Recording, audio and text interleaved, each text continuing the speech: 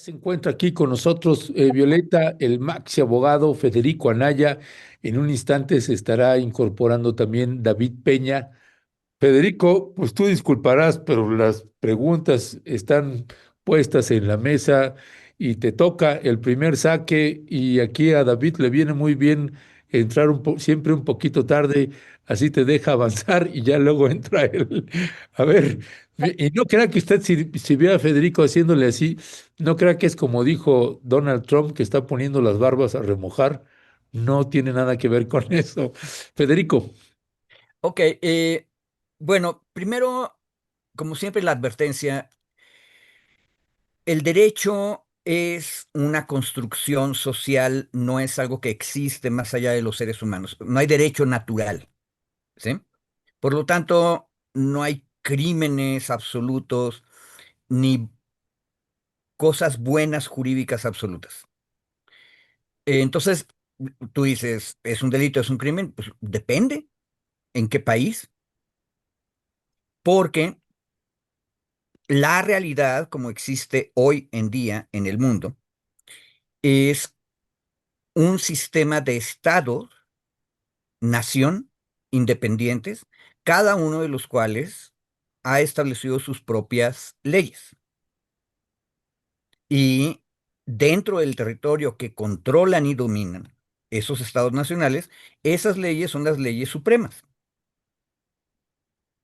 Eh, Tuvimos como humanidad, o sea, todos los pueblos del mundo y todos los estados, un pequeño problema, dos guerras mundiales que prácticamente mataron casi 100 millones de seres humanos.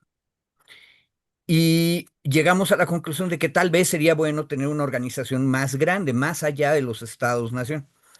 Entonces empezamos a construir la ONU, las Naciones Unidas. Pero un detalle importante, el nombre Naciones Unidas era el nombre de una de las alianzas que se enfrentaron en la guerra.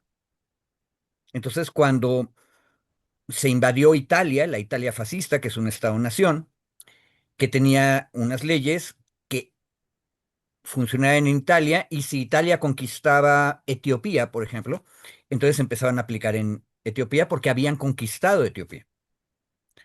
Y las Naciones Unidas invaden Italia y lo hacen no a nombre de Inglaterra o de Estados Unidos o de la Unión Soviética, lo hacen a nombre de las Naciones Unidas.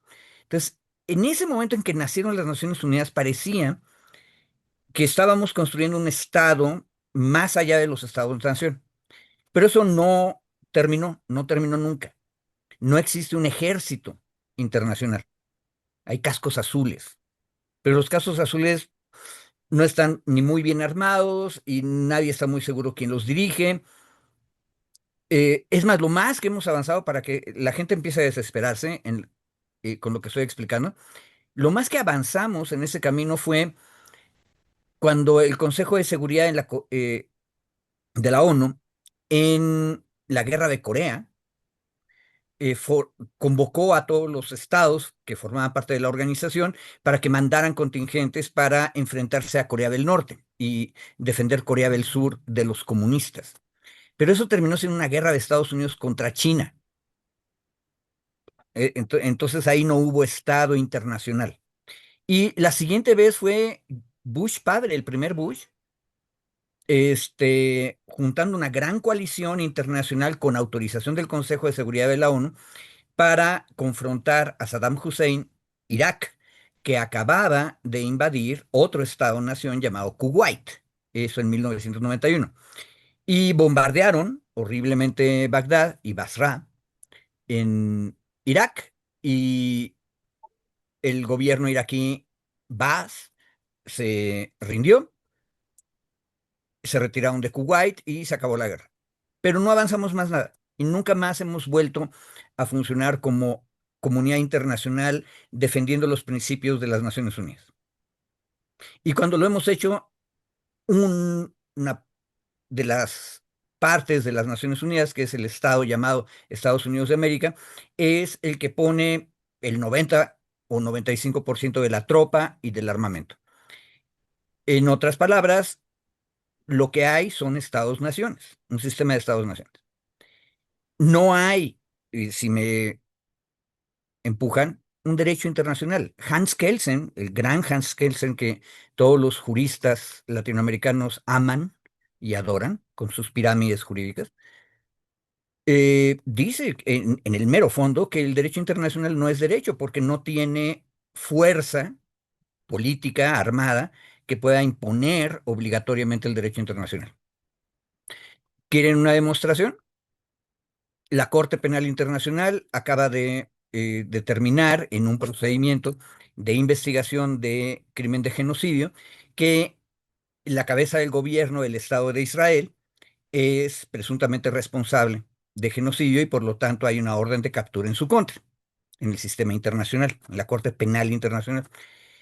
Pero este señor puede volar encima de por lo menos tres países que son parte de la Corte Penal Internacional. Ojo, Estados Unidos no es parte de la Corte Penal Internacional.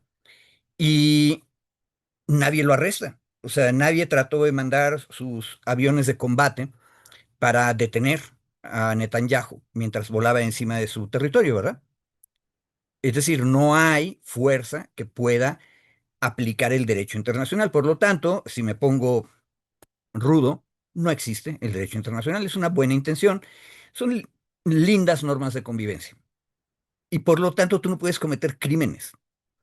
La única vez que hemos castigado crímenes en contra del derecho internacional, paradójicamente fue cuando estaba naciendo el derecho internacional del que estoy hablando, que fueron los tribunales de Nuremberg y de Tokio, en los cuales la trampa, porque fue una trampa de abogados, fue que se juzgó a los líderes de los estados-naciones que iniciaron la guerra mundial, Alemania nacionalsocialista y el imperio japonés, con leyes que no existían en el momento en que se cometieron los crímenes.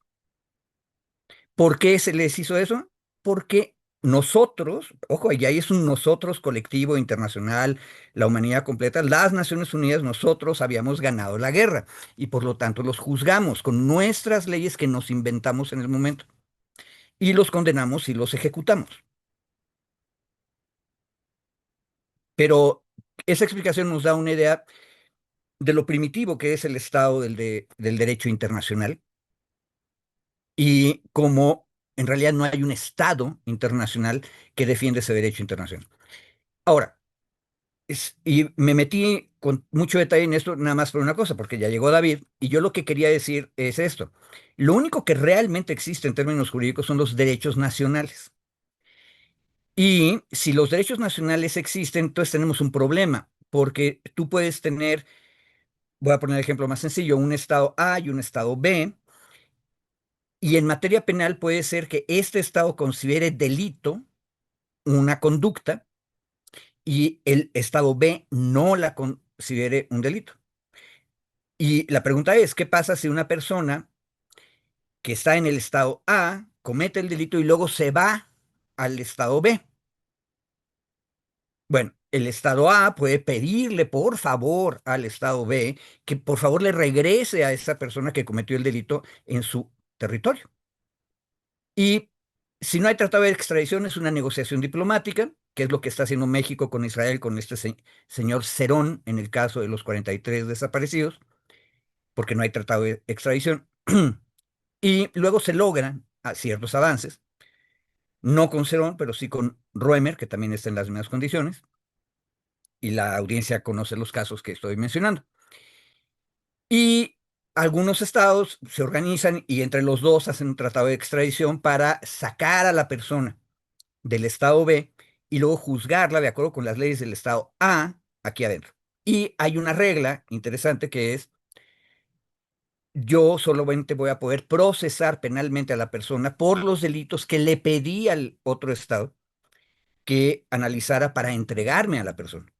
O luego le tengo que pedir permiso el estado A al estado B, oye, también quiero acusarlo de otra cosa, ¿sí? Y entonces me dan la autorización. Eso ya también lo discutimos aquí. Pero, ¿por qué tanto respeto a esta separación entre los dos estados? Porque el sistema de estados, que es el sistema internacional realmente existente, está basado en un principio básico, esencial, que es que los estados no se meten en el territorio de otro estado para aplicar allí su propio derecho. Está prohibido, es la cosa prohibidísima en el derecho internacional. Ahora, ¿cuál es el problema? Que como el derecho internacional realmente no es derecho, si alguien viola esto, no hay manera de castigarlo. Y México lo sufrió cuando mataron los narcos mexicanos a un agente de la DEA, allá en los años 70, 80 más bien. De repente, la DEA creía que había un médico mexicano que vivía en México y que había participado en la tortura de su agente. Y como no le confiaban a México nada, un día se metieron a México y lo secuestraron y se lo llevaron y lo juzgaron allá. Bueno, eso no se vale.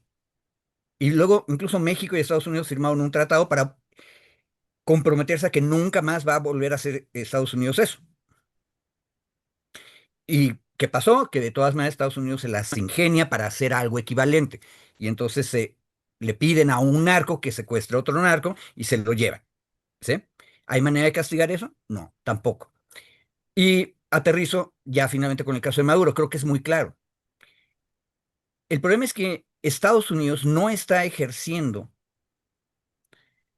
un acto de guerra. Y lo que sigue, con lo que voy a decir ahorita, es el argumento legal jurídico que Trump, presidente de los Estados Unidos, y Marco Rubio, secretario de Estado de los Estados Unidos, han explicado tanto al Congreso de Estados Unidos como a la opinión pública norteamericana. Esto no es una guerra, porque lo que estamos haciendo como ejército de Estados Unidos, Fuerzas Armadas, en realidad, que son todas las armas, y Departamento de Estado, Marco Rubio, es cumpliendo una orden de un juez penal federal que acusó al señor Maduro de ser parte de un entramado criminal de narcotráfico y dictó una orden de aprehensión y de hecho ellos dicen, y aparte es cierto, ese proceso penal empezó en el año 2020, es decir, hace casi 6 años. Y por lo tanto lo que estoy haciendo es arrestándolo para llevarlo ante su juez. Ahora, eso no se puede. Tendrían que haber pedido un proceso de extradición, bla, bla, bla, bla. Este, ¿Qué es lo que hicieron? Fueron y lo secuestraron. Pero hacia adentro del sistema estadounidense, cuando el Congreso de Estados Unidos le dice, ojo, y aquí son ya demócratas y varios republicanos, oye, tú tenías que pedirme autorización para hacer la guerra. ¿Qué contesta la administración ejecutiva federal de Estados Unidos? Esto no es guerra. Yo estoy cumpliendo una orden de un juez penal. Y esto es la aplicación extraterritorial del derecho penal de Estados Unidos en otro Estado-nación. Y eso es una infracción al principio básico del sistema de Estados-naciones. Ahora, ¿cuál es el problema? ¿Quién va a castigar al infractor? No existe un sistema efectivo para eso. Y entonces Kelsen decía, pues entonces el derecho internacional no es derecho. Ya. Wow, pues es muchísima información la que nos estás ahorita dando, querido Federico. Muchísimas gracias por esta extraordinaria síntesis. Y le damos la palabra a David Peña y la bienvenida. Muy buenos días, David. No te habíamos visto desde el año pasado, así es que muy buenos días. Gracias por acompañarnos. David, y ahorita está poniendo aquí Federico estos elementos que ustedes compartían también el día de ayer, ¿no? Sabemos estas dos posiciones que hay narrativas, pero que tienen explicaciones jurídicas, ¿no? Por un lado, Estados Unidos que señala, pues es un narcotraficante, es un terrorista y entonces hay una orden de aprehensión contra él o hay un juicio que se abrió desde 2020, como está ahorita acusando, a una acusación federal más específica desde 2020 y entonces nosotros vamos a ejecutarla. Y por otro lado está toda la argumentación de que el tema pues no es ese, sino que es el petróleo y que sé que ustedes no se van a meter por ahí, pero está toda esa otra argumentación, ¿no? Y entonces ante eso, pues están violando también el artículo segundo, también que se ha estado presentando aquí de la Carta de las Naciones Unidas, de la no intervención, y bueno, pues están estas dos posiciones. Sobre eso, David, y frente a esto que nos acaba ahorita de comentar Federico, ¿qué podemos abundar? Gracias, buenos días, feliz año ahora que nos vemos por acá, compañera, compañeros. A ver, yo creo que vamos a empezar rudos este año, ¿no? Ya creo que los hechos nos llevan a empezar fuerte. Yo difiero casi en la totalidad de lo que dijo Federico. Creo que ese es un tema que tenemos que profundizar justo. Porque el derecho internacional existe, el derecho internacional tiene mecanismos de control, de regulación, que no tenga un mecanismo coercitivo, es decir, que no tenga una medida para castigar, porque ni siquiera es sancionar, sí hay sanciones, para castigar a los estados o para reprimir a los estados, no implica que no exista el derecho internacional. O sea, me parece preocupante que se diga que no existe el derecho internacional cuando los últimos 80 años se ha regulado el mundo por el derecho internacional. Es decir, el derecho internacional, como lo conocemos ahora, surge a partir de la Segunda Guerra Mundial, justo con la idea o la lógica de que no se podía permitir, o más bien que se tendrían que establecer reglas mínimas de respeto entre los países, entre las naciones, para que no volviera a suceder lo que sucedió en la Segunda Guerra Mundial. Y con base en eso se fueron construyendo distintos mecanismos internacionales que los países fueron medianamente respetando. No todos, no siempre, pero que fueron respetando y que mantuvo el equilibrio, digamos, en muchos momentos críticos. Yo ahora justo revisaba desde anoche y hoy la importancia de los mecanismos internacionales y, por ejemplo, la forma en la que se justificó, entre comillas, las dos guerras del Golfo Pérsico en contra de Irak, fueron primero colocados los temas y la discusión en el Consejo de Seguridad de las Naciones Unidas. En algunas de ellas hubo resoluciones del Consejo de Seguridad de las Naciones Unidas previo a la entrada, previo al despliegue militar de Estados Unidos en Irak. Es decir, aunque Estados Unidos, siendo la fuerza que es, podría o hubiese podido haber entrado de forma, digamos, así como ocurrió ahora en Venezuela, de forma completamente arbitraria y legal, se sujetó a las reglas de Naciones Unidas previo a entrar. Ya todo lo que sucedió después es otro tema. Otro asunto, cuando Estados Unidos invade Afganistán, ahí utiliza el derecho internacional alegando que la agresión primaria, es decir, ellos reaccionan a una agresión, que eso está legitimado en el derecho internacional, reaccionan a una agresión que eran las Torres Gemelas. Estados Unidos justifica su reacción en el derecho internacional. Sigo poniendo ejemplos del uso del derecho internacional y de la presencia del derecho internacional. Resoluciones de la Corte Internacional de Justicia en los casos, por ejemplo, mexicanos, que el caso conocido, el caso muy famoso, que es el caso Avena, que establece la regulación para la pena de muerte de mexicanos en Estados Unidos, lo llevamos a la Corte Internacional de Justicia, se gana el caso y se regula, se limita, digamos, los procedimientos de pena de muerte en Estados Unidos a mexicanos a través de una resolución del derecho internacional. Así podrían listar N cantidad de resoluciones que hay de derecho internacional.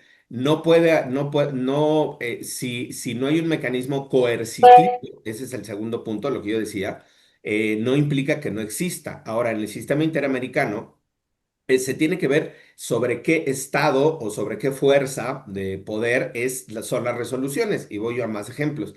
En el caso a nivel internacional, en el caso del genocidio de Ruanda, se detuvo, se procesó a los criminales con base en el derecho internacional. Es decir, se llevó a la Corte Penal Internacional, se les detuvo, se les procesó y se les sentenció.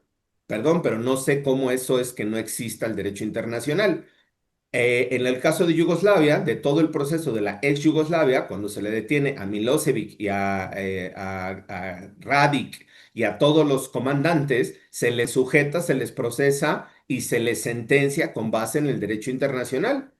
Es decir, hay un establecimiento, hay mecanismos para regular y controlar Que no sean respetados, que sean violentados, esa es otra discusión y me parece que hay que colocarlo en ese sentido. Varios de los análisis que veía yo este fin de semana eran la crisis que representa, por ejemplo, la falta de fuerza o la falta de, sí, la falta de fuerza en los mecanismos de Naciones Unidas. Ese es un tema de discusión, me parece, de fondo.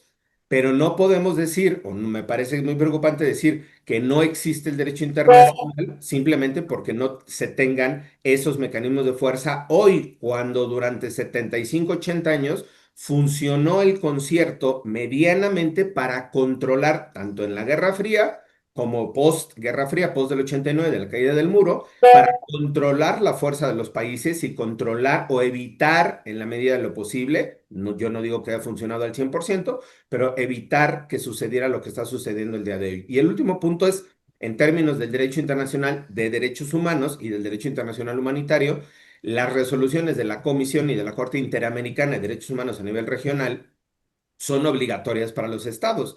¿Cuál es la obligatoriedad? Pues el mandato en sí mismo. Los países asumieron la obligatoriedad y asumen el cumplimiento de esas sentencias en el caso de la Corte.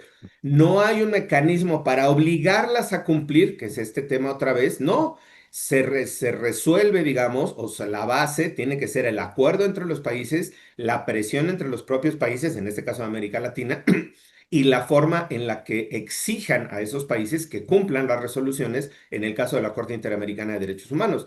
Son resoluciones obligatorias, el Estado las adoptó, el Estado asumió esa obligatoriedad, sí, por lo tanto, tiene una fuerza de cumplimiento.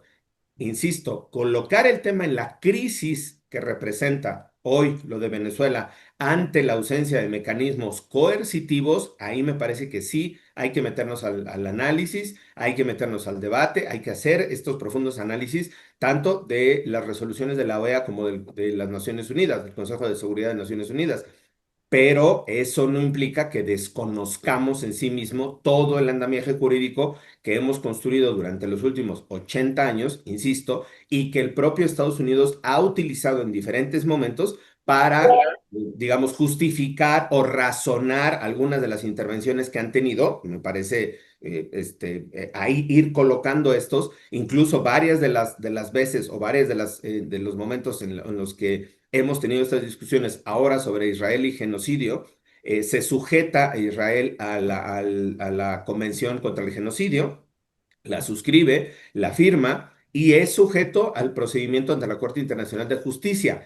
Emite la Corte Internacional de Justicia resoluciones, emite medidas cautelares. Otra vez, no hay una forma de cumplir, de obligarlos a cumplir. Ese es el vacío del derecho internacional, esa parte. Pero eso no implica que haya procedimientos, que haya resoluciones, que haya eventualmente estos procedimientos que en mayor o menor medida sirven también para regular o para limitar el poder de algunos de estos países que se convierten en buleadores, ¿no? En abusadores, en violadores de los derechos humanos, de las obligaciones internacionales. Que Estados Unidos no cumpla el derecho internacional o no lo respete, no implica que per se el derecho internacional desaparece.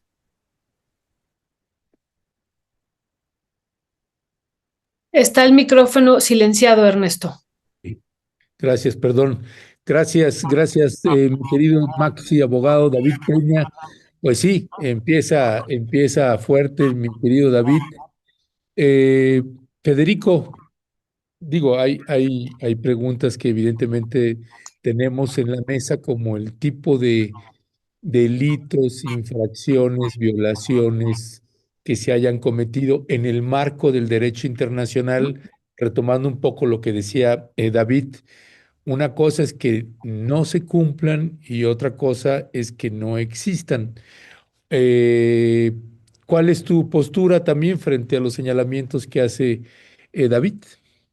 Bueno, lo que pasa es que creo que David no escuchó la primera parte cuando tú me preguntabas, porque la pregunta es qué delito es, tiene que ver con que se puede castigar o no. Y en el caso concreto que estamos discutiendo ahora, que es Venezuela, no hay modo de castigar. Y que lo revise la audiencia. Todos y cada uno de los casos en los que hubo avances en el sentido de hacer aplicable y castigar a quienes cometen infracciones y crímenes dentro del derecho internacional, son casos en los cuales los castigados habían perdido las guerras. Es el caso del Tribunal para Crímenes de Lesa Humanidad de Yugoslavia y de Ruanda. Pero Eh, aquí, Federico, no es que si se está cometiendo un delito o crímenes como los 40 personas que fueron asesinadas, ujú. eh, o crímenes, no se está cometiendo un delito o crímenes o el delito de secuestro también. Y otra cosa es que no se le pueda forzar y que esté violentando esos artículos, esas leyes en el marco del derecho Eh, internacional. una cosa, tu pregunta, el problema que tiene es que es completamente romanista, es de derecho continental, que es la presunción de que el derecho existe en abstracto y entonces se cometen delitos en abstracto. Yo prefiero más el acercamiento del sistema angloamericano. El derecho existe cuando hay manera de resolver el problema. Si no, estamos hablando de buenas intenciones y de que nos pongamos de acuerdo. Y no es derecho. Yo califico lo que dije. No existe el derecho internacional en cuanto que derecho. Existe en cuanto que normas de convivencia social internacional que son más o menos exigibles dependiendo de qué, de la fuerza del Estado. Si es Ruanda o es Yugoslavia, que se desmembró y perdió Serbia la guerra, entonces juzgamos a los perdedores. Pero si es Estados Unidos o Israel que ganan las guerras, quienes cometen las infracciones, entonces no podemos hacer nada. Ahora, sí podemos avanzar, sin duda. Este, pero incluso eso siempre está en duda hasta dónde. Yo creo que la posición de David es perversamente optimista. Y ahorita, cuando estamos viendo el abuso de la fuerza por el bully llamado Estados Unidos en Venezuela, hay que ser muy realistas. Nadie va a castigarlo. Y aquí no es que haya cometido secuestro.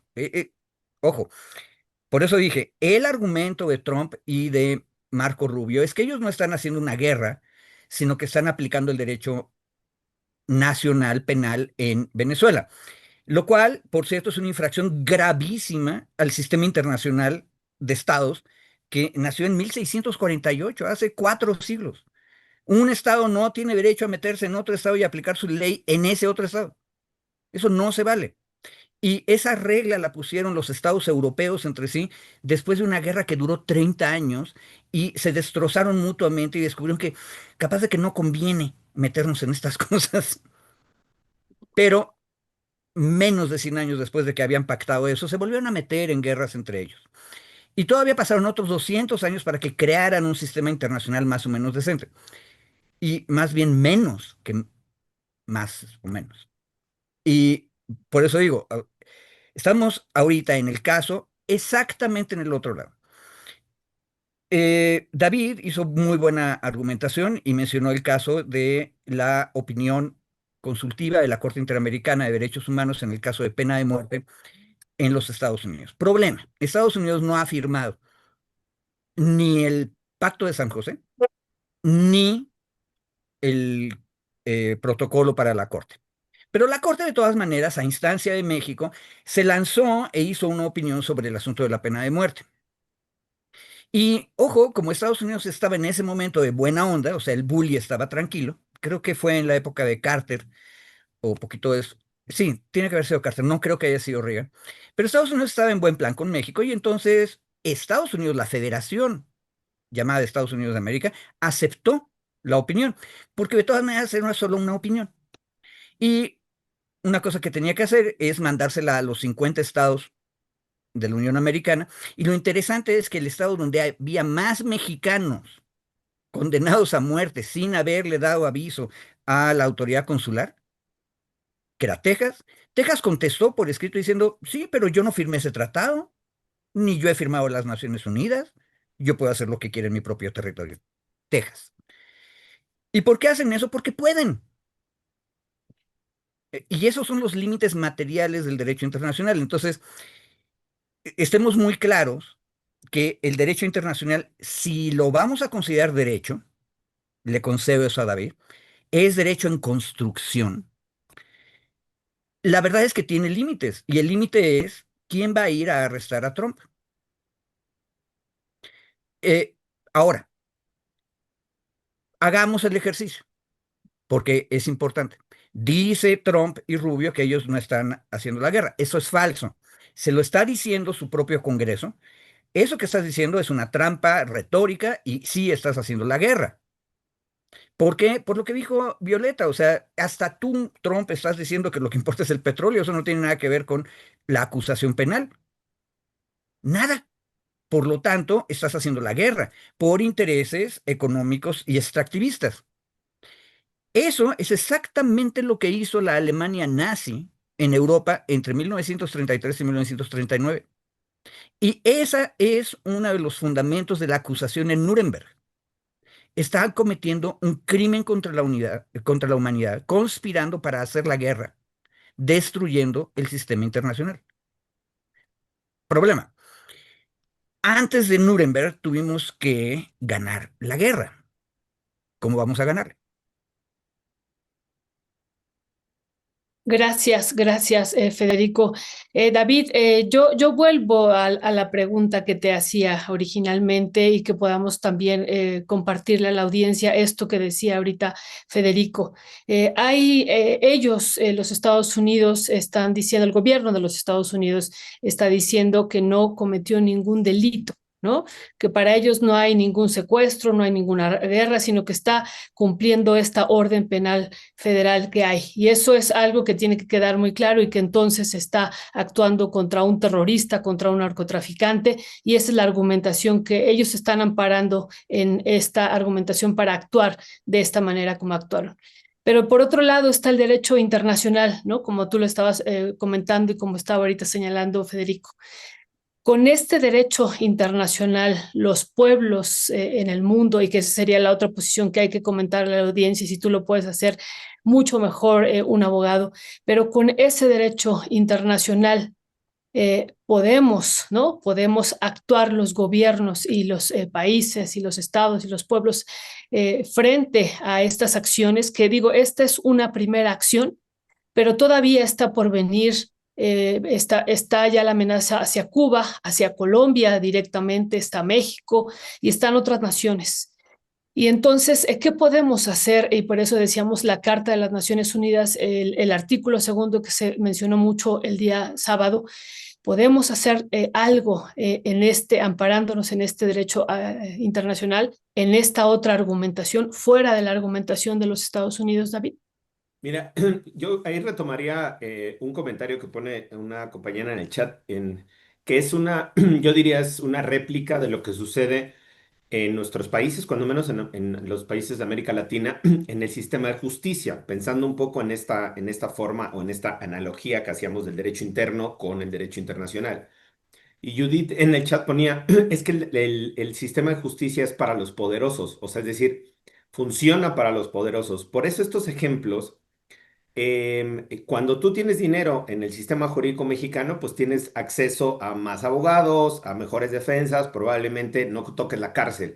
Es decir, aunque exista el derecho, el sistema, el andamiaje, tú tienes herramientas y mecanismos que probablemente te van a llevar a la impunidad, sea como sea. Digamos, en este ejemplo simplón.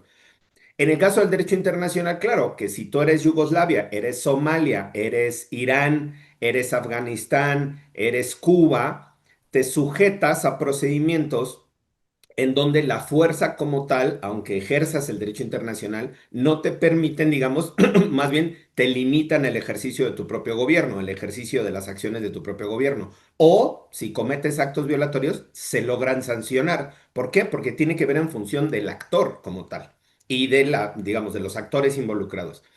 Por eso, haciendo este símil en el caso del derecho internacional con Estados Unidos, claro, no es, insisto, no es que no exista el andamiaje del derecho internacional ni que no sea, ni que no haya regulado las relaciones internacionales en los últimos 80 años, sino que en el caso de países poderosos, otra vez haciendo este símil con la justicia nacional, es mucho más complejo, mucho más complicado el que cumplan la ley, o bien que más bien que se salgan con la impunidad o que hagan actos que no sean sancionados. Digamos, que tomé el ejemplo muy simplón, pero un poco, digamos, atendiendo al comentario de Judith que ponía acá, ¿no? Ese es uno. Dos, lo que está haciendo Estados Unidos en términos, Ernesto insistía mucho en ayer, ¿no? Y hoy y contigo, Violeta, decir qué está violando Estados Unidos, qué artículo, digamos, qué tratado, qué convenio. Y yo ayer les mandaba una nota de voz y le decía, es que no hay ni siquiera un precedente de que se pueda decir, precedente en términos judiciales, en términos jurídicos, perdón, que puedas decir es que esto es violatorio de, porque la acción en sí misma ni siquiera está considerada en los tratados internacionales. Ni siquiera es considerada, o sea, la agresión que se sufrió, que sufrió Venezuela como país, ni siquiera está considerada en los supuestos, ni siquiera, por ejemplo, constitucionales de Venezuela, porque lo vimos, a un paréntesis, el Tribunal Superior de Justicia de Venezuela hace un día después del secuestro de Maduro, hace un análisis de la interpretación de la Constitución venezolana para conferirle, digamos, a la vicepresidenta el poder para que asumiera como presidenta interina. Y el Tribunal Superior hace una interpretación y dice, esto no está considerado en la ley, no está considerado ni en la Constitución ni en la ley lo que pasó. O sea, no hay un escenario donde se pudiera presentar esto y por lo tanto hacemos una interpretación de dos artículos constitucionales y le damos la facultad, digamos, a que la vicepresidenta asuma. Cierro este paréntesis. En ese mismo sentido, como no hay un precedente y no hay a nivel internacional, ni siquiera estaba considerado como una posibilidad jurídica sancionable. Es decir, cuando tú no regulas una conducta, porque hoy, digo, un ejemplo absurdo, pero se va a sancionar quien, por ejemplo, no sé, quien haga volar un carro de otra persona, ¿no? No volar en términos de bomba, sino volar que lo secuestre el carro, por ejemplo. No existe jurídicamente esa sanción porque la posibilidad de que eso ocurra es imposible o no se considera materialmente en los hechos. Por lo tanto, no se sanciona esa conducta, no se prevé. En este caso sucedió igual. ¿Por qué nos estamos remitiendo a la Carta de Derechos Humanos, la que conforman las Naciones Unidas? Porque es la base del sistema internacional que contiene premisas más generales. Es decir, se está haciendo, igual que lo hizo el Tribunal Superior de Venezuela, una interpretación de normas más generales para encuadrar lo que sucedió en estas normas más generales, porque no hay una legislación derivada de la Carta de Naciones Unidas que contemple una conducta semejante. No sé si me sigo en la línea, si me siguen en la línea. Por eso nos estamos refiriendo a la Carta de Derechos Humanos, a la Carta de Naciones Unidas, que es la base del sistema internacional. El artículo 1 y el artículo 2, en parágrafo 2, cuarto y octavo, establecen la obligación de que los estados se respeten entre ellos, que no tengan injerencia en los asuntos internos de otros países y que no se use la fuerza ni la amenaza de la fuerza. Así está, digamos, en términos generales redactados. Em, en términos de cómo está la construcción, digamos, de este andamiaje, de ahí se derivan otras responsabilidades. En el caso, estaba viendo yo la audiencia, la sesión urgente en el caso de CELAC, ¿no? Y en el caso de CELAC hace referencia mucho más puntual no solo a la Carta de Derechos Humanos, perdón, a la Carta de las Naciones Unidas, el artículo 1 y 2, sino que establece obligaciones también en torno, por ejemplo, a las violaciones al derecho marítimo, que estuvimos aquí haciendo estudios en el derecho marítimo cuando Ernesto se fue a la flotilla. Violaciones al derecho marítimo, al derecho de la Convención del Mar, que tampoco ha suscrito Estados Unidos. Ahí está el tema otra vez. Tampoco ha suscrito Estados Unidos la obligación de la Convención de Derechos del Mar. Ejecución extrajudicial, sí, por los ataques que sufrieron en la extracción, digamos, en el secuestro de Maduro. Ejecución extrajudicial, que está prohibida. Violación al derecho internacional humanitario, porque aún suponiendo que hubiera un conflicto declarado, que no lo hay, pero las partes no están armadas. En este caso, las personas que sufrieron, varias de las personas, creo que llevaban 20 o 22 el recuento de las personas muertas, creo que eran 15 militares y 7 civiles, si mal no recuerdo la cifra, probablemente me equivoque, pero eran las cifras que estuve viendo hoy en la mañana. Estas personas civiles se viola, dice la propia CELAC, el principio de distinción en términos de derecho internacional humanitario, porque ni estaban armados, ni estaban en el conflicto, ni eran una fuerza, sí, fuerza armada, valga la redundancia, ¿no? Entonces, ahí el tema es la violación a este otro principio. Y en realidad lo que se está alegando a nivel internacional es más la violación de principios de derecho internacional, salvo el artículo 1 y 2 de la Carta de Derechos, la Carta de Naciones Unidas, porque, insisto, como no está contemplada una conducta así, no se puede decir, ah, se violó el artículo 18 del tratado tal, de la convención tal. Esa es la complejidad. Por eso yo insistía con Ernesto, le decía, es que la complejidad de decir eso.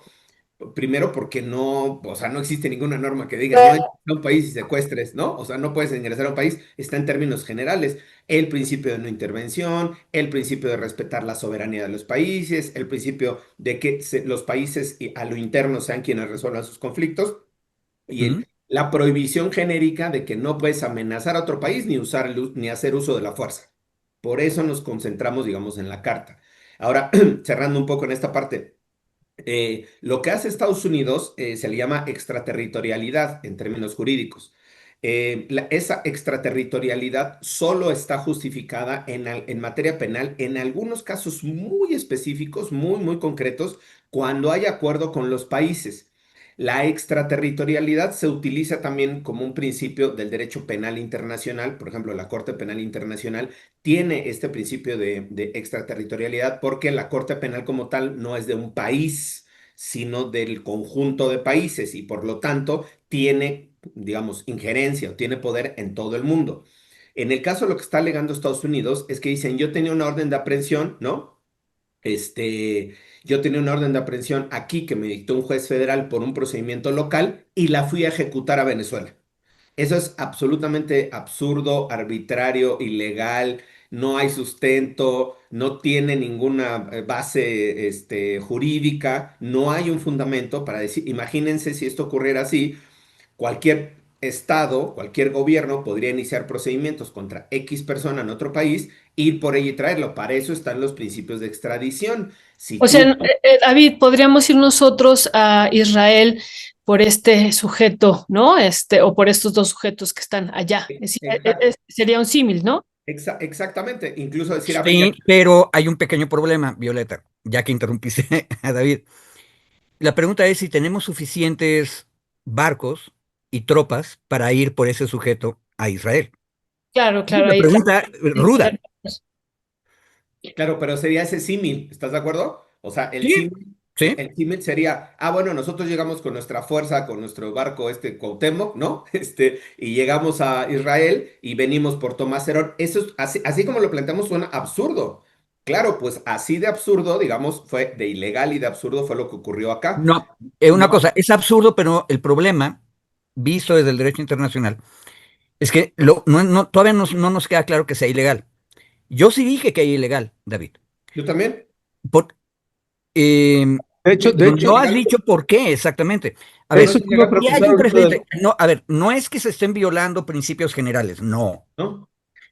Hay un precedente. Ojo, el derecho internacional se parece mucho más al derecho angloamericano que se basa en precedentes judiciales.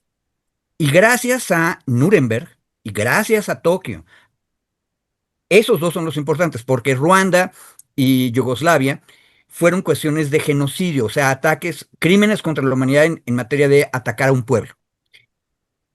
En cambio, Nuremberg y Tokio incluyeron ataques en contra de la paz y el sistema de estados. Esos son los precedentes duros. Entonces, el precedente duro en contra de lo que hizo Trump y Estados Unidos, comandado por Trump, en Venezuela hace 2 días, es la agresión nacional socialista que inició la guerra y las agresiones de Tokio que iniciaron la guerra en el Pacífico. Ese es el precedente. Ahora, el problema, y yo entiendo por qué los abogados acostumbrados a esta ilusión del derecho internacional que va avanzando moderadamente poco a poco, no pueden concebirlo, es porque los dos precedentes tienen que ver con el uso de la fuerza. Las Naciones Unidas ganamos la Segunda Guerra Mundial y por eso juzgamos a los que la iniciaron. Pero el crimen sí tiene precedentes, no es en contra de principios generales. Ahora, regresando al punto. Precedente es crímenes contra la paz. Ahora, retomando este punto, cuando yo decía de la extraterritorialidad, justo es esto. Estados Unidos tiene competencia dentro de su territorio, dentro Ujú, de su país. exactamente. Y nadie puede ir, porque eso es guerra, es un crimen Exacto. contra la paz. si un juez justifique, te dice, oye, vas a detener a Federico Anaya, pues tienes que decirle al país donde esté, oye, tengo una orden de aprehensión, tengo un tratado de extradición, tienes que mandarme a esta Y la persona. pregunta En es si el principio, juez que está en este momento escuchando la acusación, y porque es en este momento, está ocurriendo ahorita, le va a decir eso a el Departamento de Justicia de Estados Unidos. Oye, ¿y este cómo fue que me lo trajiste? ¿Cómo fue que lo encontraste? ¿Se acuerdan que discutimos también el caso de, pues me voy a olvidar los nombres, el Chapito que se llevó al Mayo y entonces cuando juzgan al Chapito, el Chapito, una y otra vez repite que no hubo ninguna conspiración y que los Estados Unidos, las autoridades, no tuvieron nada que ver con el secuestro del Mayo, ¿se acuerdan? ¿Por qué tiene que repetir eso continuamente? Porque de otra manera se cae jurídicamente el caso en el sistema de jurídico norteamericano. Entonces, lo que tendríamos que estar preguntándonos ahorita es si el juez que recibe a Maduro y a su mujer va a decir, ¿cómo fue que fuiste a traer a estos dos acusados?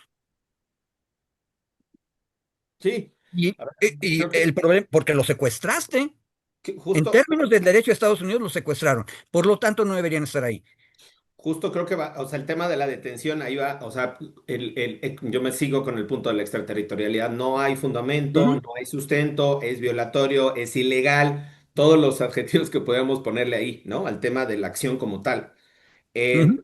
Es importante, digamos, insistir en que en la parte del procesamiento en lo local puede tener un fundamento, porque además no conocemos tampoco el contenido de las acusaciones.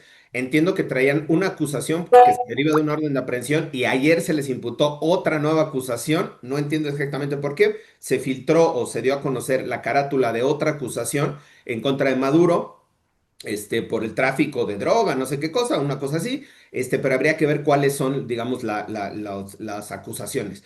Ahí coincido con Federico en la parte de la detención. La detención fue arbitraria como tal e ilegal porque no está sustentada en un procedimiento, no fue a través de un procedimiento de extradición. El juez en Estados Unidos, el juez de Nueva York, tendría que calificar esa detención de ilegal y por lo tanto no procedería el procedimiento, valga la redundancia, ¿no? A continuar con el proceso. Eso sería lo ideal, digamos, Sí. en el marco de la legalidad como tal. Y Termino. La detención fue ilegal, por lo tanto, no podría sucederse un procedimiento en contra de Maduro y de Cilia, porque fue ilegal la detención, no tenía ujú, fundamento Estados de Unidos, acuerdo. no tenía base legal. Ahora, ahí te interrumpo para agregar otro detalle interesante, porque hay otro precedente judicial en Estados Unidos que tiene que ver con jefes de Estado o ex jefes de Estado. No es exactamente en materia penal, pero es en esa mezcla de materia penal y civil que es torts, cuando se presentó en Rhode Island, el estado de Rhode Island, una demanda en contra de Ernesto Zedillo por la masacre de Acteal, y que el asunto es medio penal, medio civil. El juez de Rhode Island que tenía el caso hizo una cosa que los jueces, tanto los de los estados como los federales en Estados Unidos, siempre hacen. Ojo, luego los abogados buena ondita, como Magaloni, siempre andan diciéndonos que el sistema norteamericano es maravilloso, pero luego no nos cuentan la historia completa. En Estados Unidos los jueces tienen unas orejas grandes que agachan todo el tiempo ante el privilegio del poder ejecutivo y de la acusación.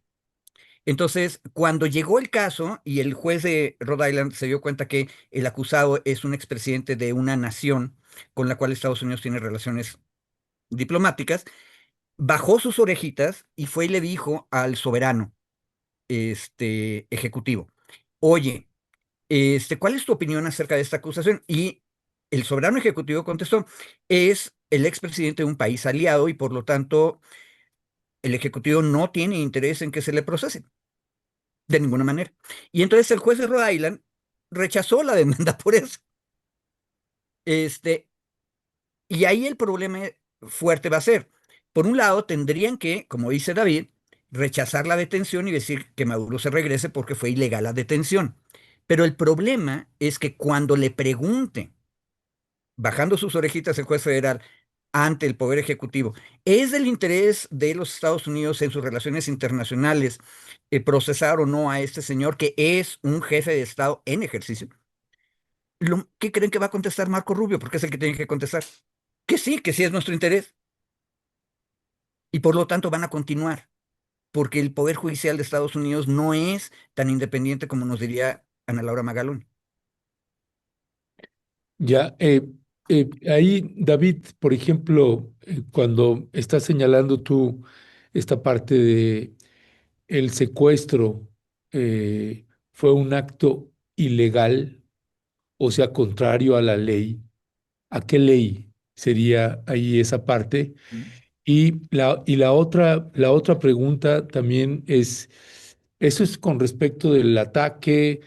Hubo homicidio, se asesinaron a 40 personas, 32 eran cubanos, por cierto. El gobierno de Cuba en el periódico Granma ya saca ahí un comunicado de Díaz-Canel donde habla que 32 compañeros, hay 2 días de luto convocados por el gobierno de Cuba, está ahí, por ahí tenemos el texto de esa convocatoria, de ese decreto. Son 32. Entonces, una cosa es el asesinato de personas en otro país, además, ¿no? Y que vas y secuestras, no a un, hace un rato Federico ponía el ejemplo, o tú, David, ponías el ejemplo, no me acuerdo ya quién, de ir a Israel y agarrar a Tomás Herón de Lucio. Ujú, En ese caso es mexicano. Acá no. Acá te metes a otro país para secuestrar a su ujú. presidente de que no es estadounidense, sino de ese país. Esa es una cosa. Y la otra es lo que ya anunció Trump, que dice, vamos a gobernar y vamos a quedarnos con el petróleo. Eso, este, eh, vuelvo al mismo punto, perdóneme usted, ¿qué delitos se está cometiendo? ¿Qué tipo de denuncia es la que se tiene que hacer, más allá de que Estados Unidos esté haciendo lo que quiera y que no haya nadie que lo pueda someter? ¿Cuáles son los delitos, infracciones o crímenes que se están cometiendo sobre este tema también, David? Yo ahí insistimos, regreso al mismo punto, mi querido Ernesto, no es que le saque al parche, sino que no hay instrumento legal que considere una conducta así. Ese es mi punto. Por eso nos estamos yendo a principios, a reglas generales y a ¿Tampoco lo del petróleo? no, no, es ¿Tampoco? que no hay, o sea, no hay una consideración a nivel de derecho internacional, de tratados, de convenios, en donde diga un país no se puede apropiar ilegalmente de los bienes naturales de otro país, digamos, en términos generales, ¿no? Así, no hay, porque no existe ni siquiera, no existía ni siquiera la posibilidad de que sucediera un acto así. Por lo tanto, en 80 años no se había considerado, todo estaba, Eh, entre comillas, no, a ver, no. justificado. Espérame, termino la idea. En términos de justificación, en el caso de Irak, por eso yo ponía el ejemplo de Irak, porque fue el saqueo de los recursos, que fue la justificación que se usó, digamos, para apropiarse de los recursos, fue la guerra, el uso de armas de destrucción masiva, en la Segunda Guerra del Golfo y en la Primera Guerra del Golfo, el tema con Irán, ¿no? Digo, la invasión de Kuwait.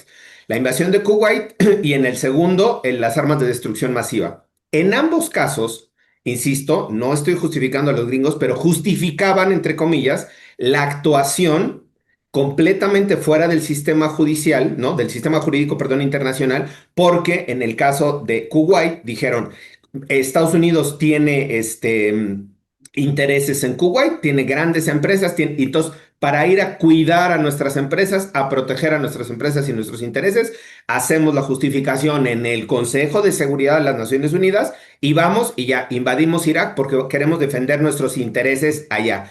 Y en la segunda guerra del Golfo fue, hay armas de destrucción masiva que ponen en riesgo al mundo, incluyendo a los Estados Unidos, y por lo tanto vamos a atacar con después de creo que 15 resoluciones del Consejo de Seguridad de Naciones Unidas para poder regular y controlar. Es decir, ahí hicieron, entre comillas, una justificación, aunque al final hayan entrado por los bienes materiales, hayan hecho una guerra, hayan invadido un David, país. ¿No? David, David, Sí, David. lo que pasa es que no es tan exacto lo que está diciendo. En la Primera Guerra del Golfo, la justificación es ante el Consejo de Seguridad, no porque se metieron y me quitaron mis cosas, que es el argumento económico que existía materialmente. Porque aparte de todo, es una cosa interesante. El Emirato de Kuwait era dueño soberano de su petróleo. ¿Sí? Ujú. No era de compañías extranjeras. Pero era obvio que estaba en alianza con los británicos y los estadounidenses, comercialmente hablando. Pero en Primera Guerra del Golfo se había violado el principio de la soberanía y la no intervención, porque hubo una invasión. La razón por la que el Consejo de Seguridad aprobó el ataque a Irak es porque Irak había violado la Carta de Naciones Unidas. O sea, sí estaba previsto. Y ojo, en la Segunda Guerra de Irak no hubo ninguna resolución del Consejo de Seguridad a favor de la guerra. Bush segundo trató de hacerla y ahí hay una cosa bien interesante. México fue uno de los votos que se le cayeron. También se le cayó el de Francia. Entonces no ganó la resolución del Consejo de Seguridad nunca. Y se fue por la libre. Y entonces necesitó hacer una coalición hechiza fuera de Naciones Unidas. Y ahí le ayudó Tony Blair de Inglaterra y el señor Bigotón del Partido Popular de España, Aznar, Aznar. Aznar. Y ahí en ese contexto hicieron el argumento de las armas de destrucción masiva, que era más bien de prensa, y luego se demostró falso. Pero no hubo resolución de Consejo de Seguridad en la Segunda Guerra del Golfo. Y Perdón, para la guerra no, los 15 precedentes era para el tema de armas de destrucción masiva, permitir revisión, permitir inspección, sí, permitir... pero el No, Consejo de Seguridad jamás no hubo autorizó la guerra. resolución para autorizar la guerra, eso sí, coincido, no, fue un detalle, Y pero hubo todo el no, no, andamiaje no, a ver, previo no es por un el tema detalle, es una de... cosa gigante. Sí, no, no, Porque, por el tema de no, las resoluciones de armas de porque, destrucción masiva. Por eso yo no, decía, no, fueron no, porque, a ver, construyendo la David, argumentación. David, estamos discutiendo una intervención armada en Venezuela y la pregunta es si algún estado tiene derecho a intervenir armadamente con sus fuerzas armadas en otro país. Y la respuesta es no, nunca. Y eso sí está previsto, es una violación directa del artículo segundo de la Carta de Naciones Unidas. Entonces, sí hay una norma jurídica dura, es aparte un crimen contra la paz que está previsto en los precedentes de Nuremberg y por lo tanto sí hay un crimen en derecho internacional. Mi punto es que el derecho internacional es un derecho bien guango, porque no hay manera de aplicárselo a los poderosos. Uy, ¿Ya sigo? Bueno, Sí, mi, pu- mi- adelante, adelante, David. gracias. No, retomando, mi punto era justo la forma en la que no, en tanto nos tenemos que ir a estos precedentes históricos, principios generales, reglas generales, insisto, porque no están consideradas estas prácticas como tal o estas posibilidades de que se ejecutara. O sea, esto que dice Ernesto, a ver, nosotros le decimos que es un secuestro, sí, pero el secuestro está regulado a nivel nacional. A ¿Mm? nivel internacional ¿Mm? no se prevé que haya una figura de secuestro internacional. Hay por ahí alguna disposición en materia de, no sé si es de delincuencia organizada, quizá a nivel internacional, el protocolo de Palermo quizá establece estas conductas a nivel internacional cuando haya secuestro internacional, pero no pensando en los países, no pensando en la actuación desde los estados, digamos, ¿no? Sí. Así. Por eso ahí hay un tema muy complejo, digamos, de desarrollar. El tema aquí es que los otros dos temas que han colocado ustedes en cuanto al fondo de los bienes, digamos, de los recursos naturales, en cuanto al precedente sobre América Latina, yo me excusaba de meternos al debate no porque no quisiéramos, sino porque yo les decía justo, me parece que va a haber la discusión a lo largo de la semana, de los próximos días, ¿no? Y que más bien yo les proponía centrarnos en esta cosa de lo jurídico, aunque suene muy abigarrado, complejo, raro, ¿no? Aquí alguien ya me ponía en el chat, es que David nos mete en un lodazal, y yo dije, ah, chinga, pero ¿y ahora yo qué estoy haciendo? No, pues la idea es un poco desentramar, digamos, esto que es sumamente complicado. Insistimos, no hay como forma de poderlo matizar o de poderlo clarificar. Ahora, para ir cerrando esta parte. La forma en la que se responda, y ahí decía Violeta, ¿qué podemos hacer? La forma en la que se responda, no hay otra forma para hacerlo más que uno, con el tema de sociedad civil, presionando a los gobiernos y los gobiernos a su vez a nivel internacional. y tomamos un poco el ejemplo, toda proporción guardada, con todas las reservas y condiciones, lo que está pasando todavía del genocidio en Gaza, la única forma para que se hiciera un cese al fuego mal llevado, incumplido, lo que sea, para que se llegara al cese al fuego fue justo a partir de la presión internacional, de la comunidad internacional, su sociedad civil y de la comunidad internacional, del conglomerado, digamos, de países, para la presión que se hizo contra Netanyahu.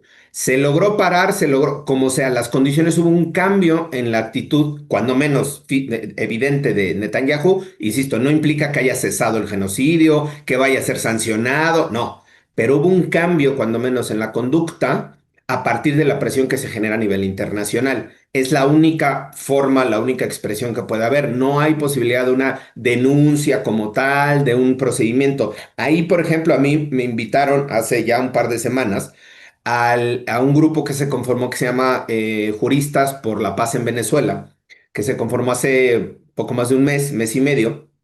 Justo se convocó una reunión en Caracas para juristas a nivel interamericano, sobre todo había algunos españoles también, juristas a nivel iberoamericano, para plantear escenarios o posibles escenarios de defensa ante esto que no se consideraba en estos términos específicamente, pero ante una posible ataque o una agresión de los Estados Unidos. Y se conformó este grupo en el cual ahí tengo muy poca colaboración porque en realidad lo que puedo aportar es muy poco en términos de este análisis del derecho internacional.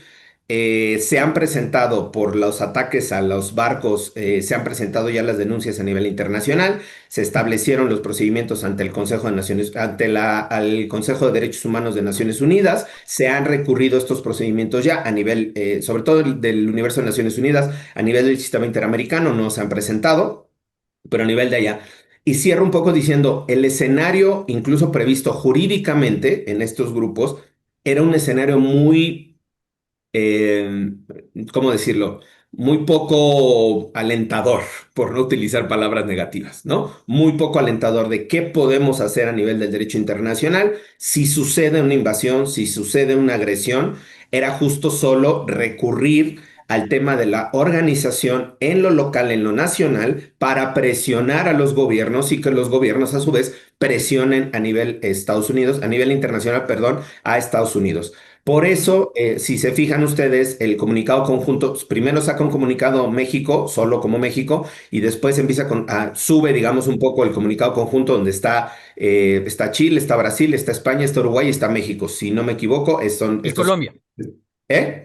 Y Colombia, gracias, sí. El comunicado conjunto, que es un poco lo que decía la presidenta, creo que hoy en la mañana o ayer.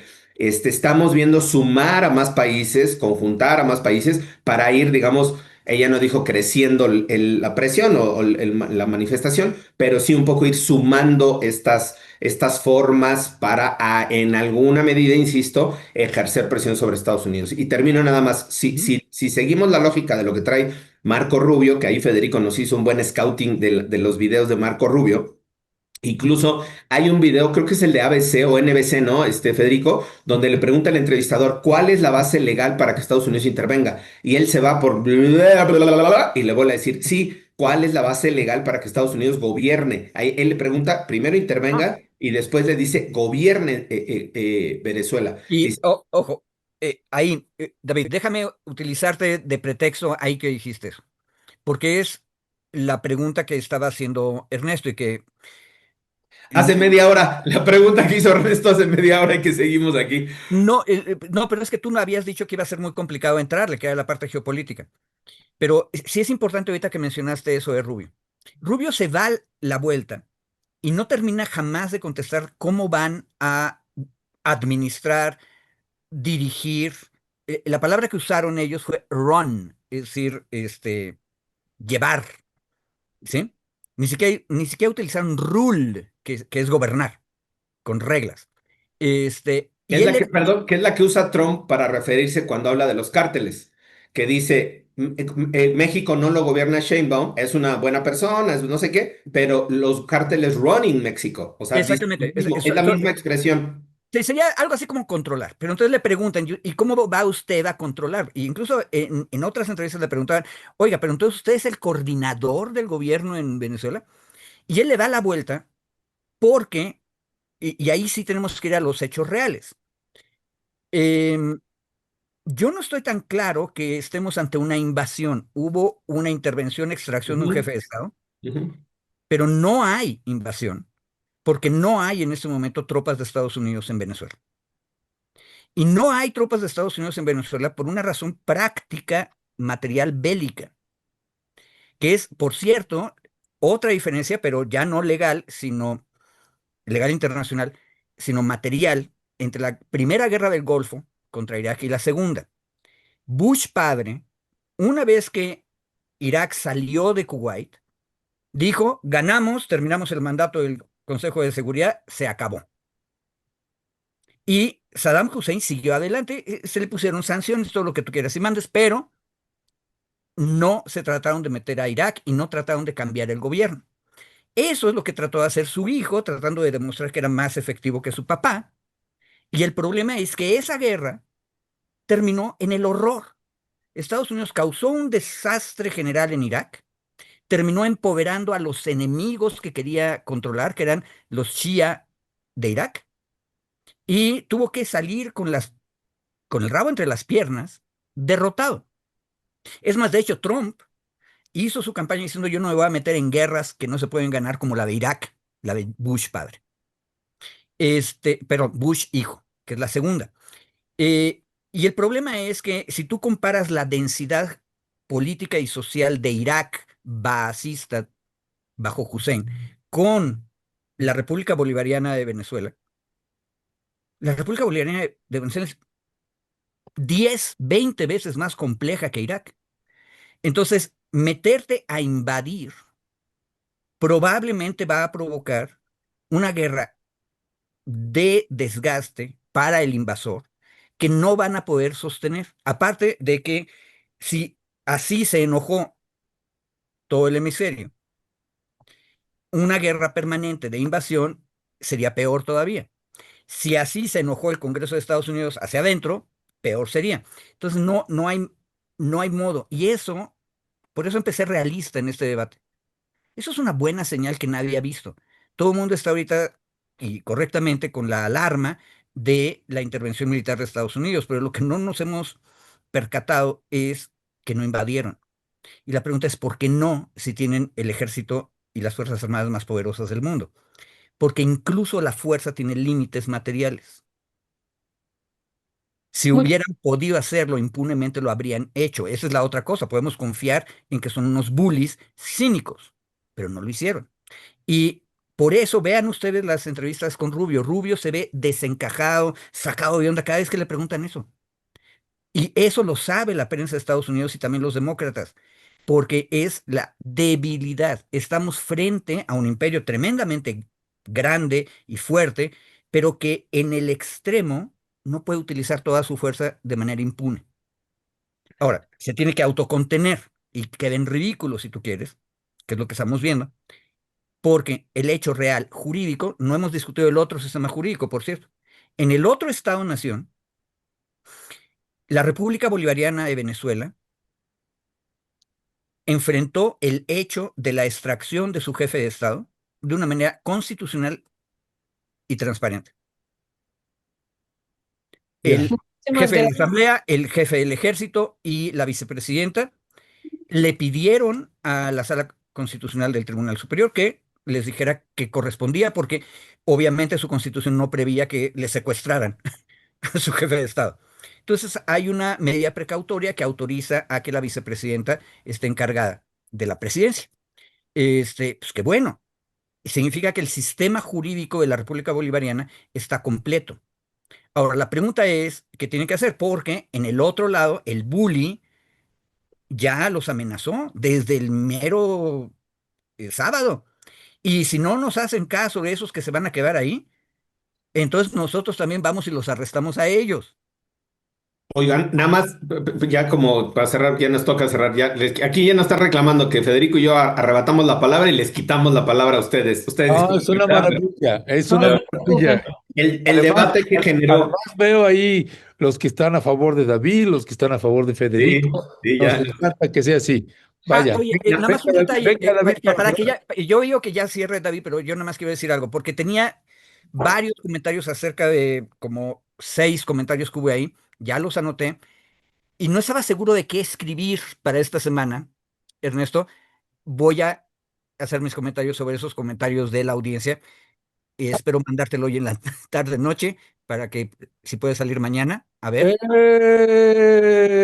Bravísimo. Dos cosas nada más. En una de las entrevistas, a ver si lo podemos recuperar, Ernesto, porque me parece importante igual difundirlo. En una de las entrevistas, Marco Rubio, el secretario de Estado de Estados Unidos, hace referencia a no podemos permitir que nuestros opositores, nuestros adversarios, una cosa así, Enemigos, enemigos. enemigos, Ujú. estén en nuestro backyard. Sí, O sea, es decir, en el patio trasero. en el patio trasero, ¿no? Utiliza la expresión y dice, no podemos permitir que nuestros enemigos, adversarios, no sé cuál es el término, estén operando, estén Enemies, operando en enemies. nuestro backyard. O sea, Bueno, David, sí, renombra a toda América Latina otra vez, ¿no? Como el patio trasero de Estados Unidos, ya no solo México, no sé qué, sino toda América Latina es nuestra, ¿no? Es nuestro patio trasero. Es Y Groenlandia. Y aberrante, Groenlandia aberrante la y forma África. aberrante la forma en la que hacen este No estoy tipo de seguro. expresiones, ¿no? De Así que, justificación o de ajá. razonamiento político. Perdón, Ernesto. no, adelante. Y miren, tenemos ahí al doctor David Barkin, que ya está. Ya en espera, que ya me escribió varias veces. Entonces, nada más aprovechando que también con David Barkin vamos a abordar el tema también del discurso oficial de Donald Trump y de Marco Rubio. Si les parece, cerramos con este video de lo que está diciendo David, que se llama el video Marco no petróleo. Eh, y es precisamente esa parte con la que cierra este video y que es uno de los temas que también queremos abordar con David Barkin.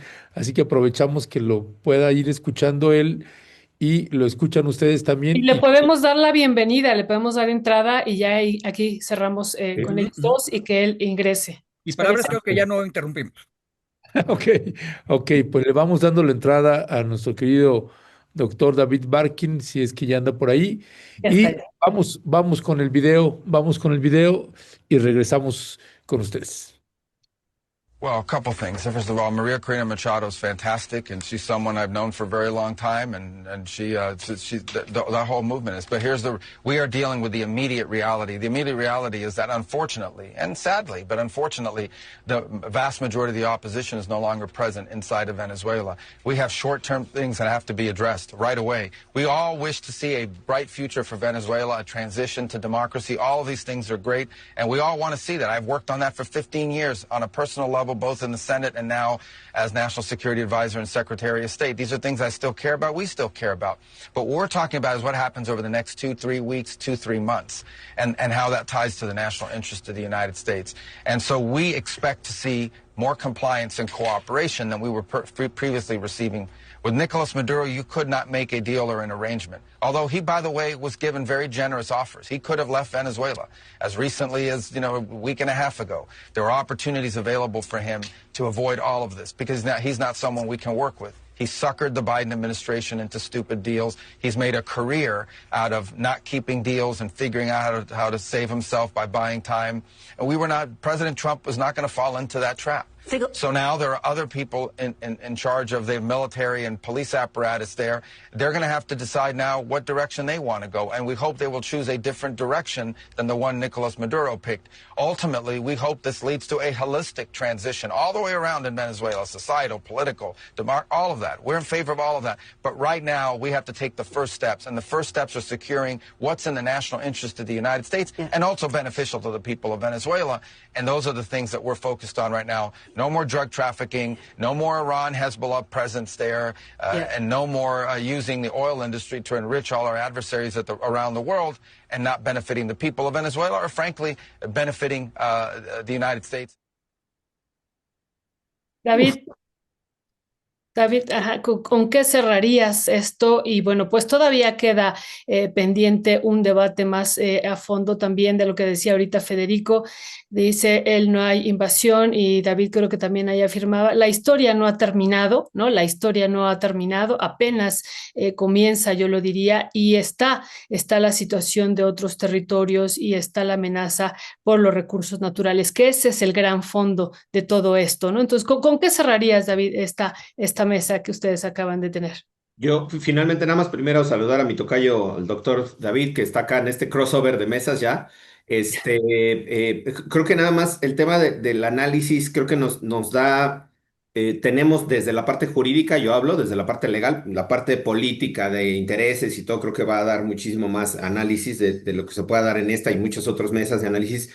Creo que sí nos da la obligación, o tenemos la obligación de ir reestudiando, viendo todas estas formas de lo que sucedió, justo para eventualmente que esto detone. Alguno de los analistas europeos decía, es que esto lo que tiene que dar es detonar un relanzamiento, una reestructuración del derecho internacional, justo porque ya nos dimos cuenta que caducó, digamos, ¿no? En términos generales, funcionó medianamente, más menos, lo que sea, pero llegó un punto de que caducó. Entonces creo que ahí más bien asumo la parte de la responsabilidad de seguirnos metiendo a este debate y eventualmente sumarse a otras posibilidades. No sé si tengamos mucho avance mientras esté Trump en el derecho internacional, pero pensando, ¿no? Eventualmente se tienen que construir estos nuevos mecanismos, nuevas formas de coordinación, porque sí, lo que está evidenciando es que sí se ha llegado a una fecha de caducidad, digamos, ¿no? La fecha de caducidad de los acuerdos que se tenían en derecho internacional con la actuación de Trump, lo que hizo en Venezuela y lo que va a seguir haciendo con muchos otros países. Creo que no se va a parar ahí. Creo que es lo que tendremos que estar previendo y analizando. Gracias. Y yo solamente diría una cuestión. Nos quedó otro tema. David dijo ahorita lo internacional. Acuérdense, en un sistema de estados soberanos, estados-nación separados, que deberían respetarse, importa ver cómo funciona el sistema jurídico interno en cada uno. Platicamos algo acerca de las acusaciones que se están haciendo contra Maduro dentro del sistema jurídico de Estados Unidos.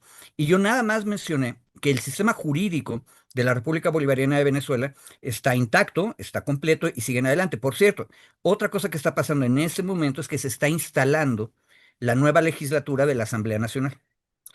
Este, y ojo, sería importante estar dándole seguimiento a lo que ocurre también dentro de ese sistema jurídico nacional, porque si no, no vamos a terminar de entender cómo funcionan las cosas. Ya. Y ya. David Peña, Federico Anaya, queridos Maxi Abogados, muchísimas gracias. Doctor Barkin, perdón por interrumpir. Por robarle tiempo, mi querido doctor. Gracias, David, No, los Maxis Abogados. Gracias. Saludos.